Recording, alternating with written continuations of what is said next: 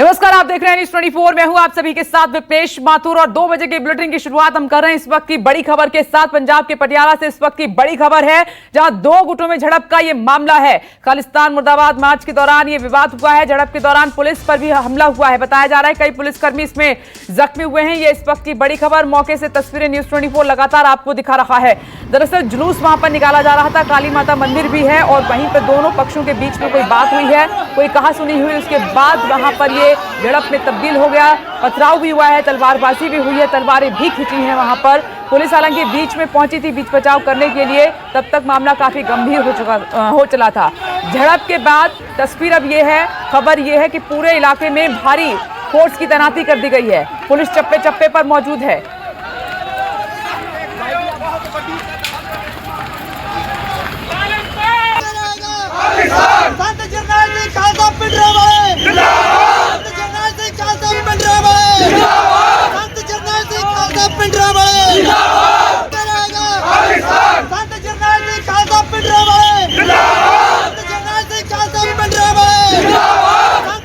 ये नारेबाजी वहां पर हुई है और अमित पांडे मेरे सहयोगी वहीं पर मौजूद हैं। अमित, मुझे दरअसल दोबारा से बताइए, जो दर्शक अभी अभी हमारे साथ जुड़े हैं, कैसे ये दोनों ग्रुप आपस में झगड़े, क्या बात हुई थी, कैसे ये नौबत आ गई झड़प पर कि पथराव हुआ, तलवारीबाजी हुई और इस तरीके की नारेबाजी हुई है वहां पर?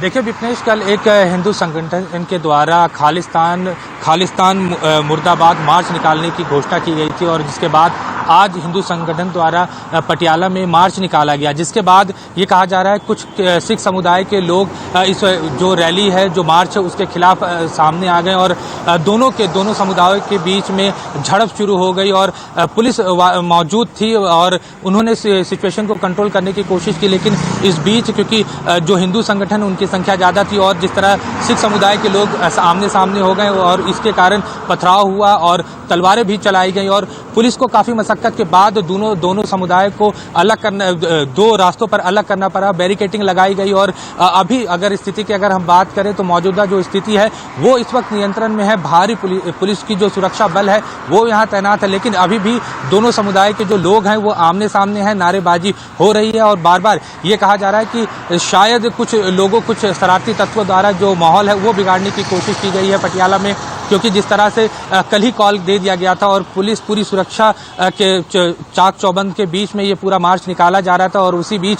जो सिख समुदाय के और कुछ अलग अलग जो संगठन है उसके लोग आ गए और यही वजह है कि दोनों के बीच में आमना सामनी हुई, बहसबाजी हुई और बहसबाजी इतना आगे बढ़ गई कि दोनों के बीच में पथराव और तलवारबाजी शुरू हो गई और तलवार भी लहराया गया और बार बार यही कहा जा रहा है कि इतनी सुरक्षा के बीच में जब मार्च निकाला गया तो क्या पुलिस को ये इनपुट नहीं मिला था कि दूसरे जो समुदाय के लोग हैं वो आएंगे और क्या ऐसा कुछ हो सकता है। लेकिन फिलहाल जो एसपी और डीसी की तरफ से जो कहा जा रहा है कि स्थिति जो है वो नियंत्रण में है, लोगों को समझाया जा रहा है। ये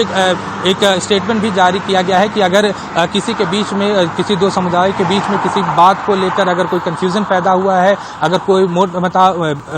कोई ऐसी चीज़ें हैं जिसपे एक दूसरे के बीच में ये बात आगे ना बढ़े और ऐसे में दोनों पक्षों को बैठा के बातचीत की जा रही है और कोशिश ये की जा रही है कि जो स्थिति है वो सामान्य किया जाए, माहौल को शांत किया जाए। पूरा प्रशासन जो है वो इस वक्त वहाँ पटियाला में मौजूद है और पूरी कोशिश की जा रही है कि जितनी जल्दी हो स्थिति को अपने कंट्रोल में लिया जाए, स्थिति को पूरी तरह से सुधारा जाए और फिर से शांति वापस लौटाई जाए। अमित, देश में आखिर हो क्या रहा है? उत्तर प्रदेश, दिल्ली, महाराष्ट्र में तो आप स्थिति देख रहे हैं कि वहां पर मुद्दे क्या चल रहे हैं। अब पंजाब में भी एक अलग मुद्दा शुरू हो चुका है जिसकी वजह से तनाव की स्थिति है। आखिर कानून, पुलिस प्रशासन कर क्या रहा है? उनके होते हुए सब कैसे?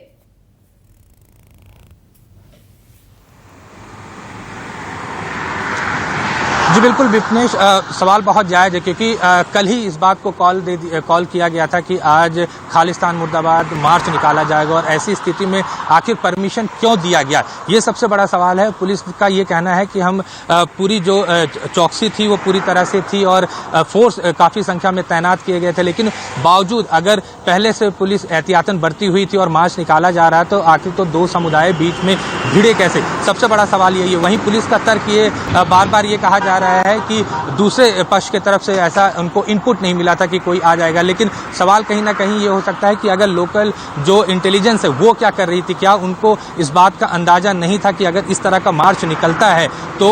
कहीं ना कहीं जो शरारती तत्व हैं वो इसका फायदा उठा सकते हैं, क्योंकि हम देश में देख रहे हैं कि हर जगह कुछ ना कुछ ऐसे शरारती तत्व हैं जो माहौल खराब करने की कोशिश कर रहे हैं। और ऐसे में इस तरह के मार्च को परमिशन देना, सबसे बड़ा सवाल यही होता है कि आखिर इस तरह के मार्च को परमिशन दिया क्यों गया, क्या जरूरत थी। और दूसरी तरफ जब आपने इस मार्च को परमिशन दिया है तो आपको लोकल जो इंटेलिजेंस है उनके तरफ से ये इनपुट क्यों नहीं आया कि कुछ शरारती तत्व आ सकते, क्योंकि जिस तरह तलवार लोगों के हाथ में था, ये काफ़ी गंभीर मामला है कि इतनी भारी संख्या में दूसरे समुदाय के लोग आते हैं और दोनों समुदाय के हाथों में तलवार होता है, तो आखिर जो पुलिस प्रशासन था वो कर क्या रहा था, इन लोगों को पहले ही क्यों नहीं रोका गया,